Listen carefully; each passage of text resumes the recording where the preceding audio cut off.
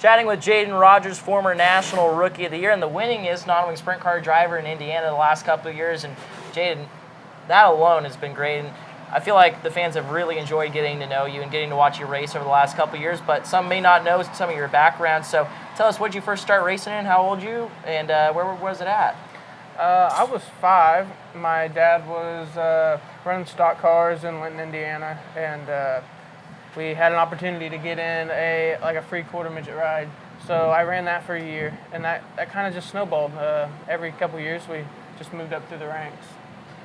You mentioned your dad being a stock car driver. That's what's really fascinating about me and a couple others about your career choice. Why did you decide to not go the stock car route and go to open wheel? I think it was just the quarter midget thing, and then the next one was junior sprints, which was open wheel also. And then I got into a micro, which they also raced there where my dad raced. So once we started getting serious, started winning a little bit, my dad kind of hung up his hat and decided to go all out for me. So he's worked very hard to get me where I am. The micro stuff went very well for you over the course of your career. How long did you stay in the micro ranks, and where did you race at a bunch, and how long did you stay down there? We weren't there very long. The restrictor car we did very good in, and we kind of ran a half and half chassis. It was a Cleveland Ridgeway, all coilover, so something odd, not very known for micro racing, and we were pretty good, just not very good on heavy racetracks, and we didn't really have great motors. So it came to the point where that Linton, Indiana track was shutting down, and we were going to have to, we only had Peru and Logansport, Indiana, which was 3 hours from us. So we decided that was the year they were going to run 305s at Worthington. So I went and got a racing auto sports Emancipation just for this, and we went 305 racing for the year. The Emancipation thing is something we don't hear about as much of anymore.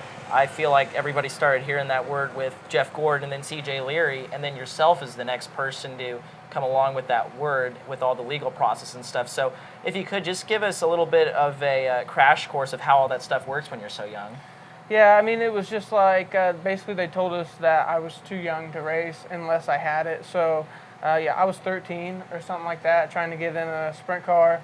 And, I'm just this little chubby kid that everybody probably thought my dad was insane for putting me in a race car. But it went pretty smoothly. We ended up taking, we raced 305s for the first quarter of the season, and we did all year, but then we kind of got the itch to go race more, and we weren't going 3 hours to run the micro, so we took the wings off and we ran at Paragon and Putnamville, and basically just ran around the bottom and had a lot of pretty good success for running 305. So just once it got slick, we could contend and we could pass some cars, and it was pretty good. So after that, we decided that we need to get a motor, we need to go 410 racing, and this is where it led. I always just wanted to go faster. That's all I always ever wanted. So I get comfortable in something, and I'm like, it's time to go, time to move up. So this isn't something that you ever just get, the want for more speed. They have plenty of power, and so I was kind of learning on my own or whatever other drivers had taught me, and same thing with setup in the race car.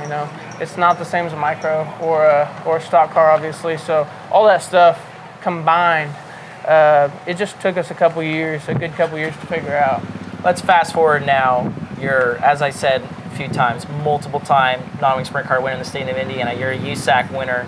Is it still crazy to you a little bit how far along you've come from that kid you said that just wanted to go faster and faster to then learning how to control that speed and eventually putting race wins together, and now you're going to have a chance to go one more time on USAC National Tour? Is that still all crazy to you? Yeah, it's really crazy. But like I said, all of it is kudos to my dad, how hard he worked, and not that I haven't worked hard for what I got, but he's really the one that's whenever I was young, that worked his butt off, long hours, and then we'd turn around on the weekends and we'd be driving 3 hours to a racetrack there and 3 hours back, so 6 hours round trip. So It's pretty cool to see where I am now, and one thing I never get tired of is winning. Obviously, there's a lot of people that don't get tired of winning, but I feel like a lot of these guys, they start winning so many races, they stop getting excited. You know, it's just crazy to see where I was in those multiple years not winning a race. We weren't used to that. We won a lot of races before that, so. When I finally started winning sprint car races, it don't matter if it's was an MSCS show or a local show, or finally when I got that first USAC win, it's just that feeling is just crazy to me, and what we came from, it just makes it even more special. Well, Jadon, we're really excited for this opportunity you got with Michael Dutch and Motorsports to chase the full 2024 Ames USAC National Sprint Car season. We wish you the best of luck. Thank you.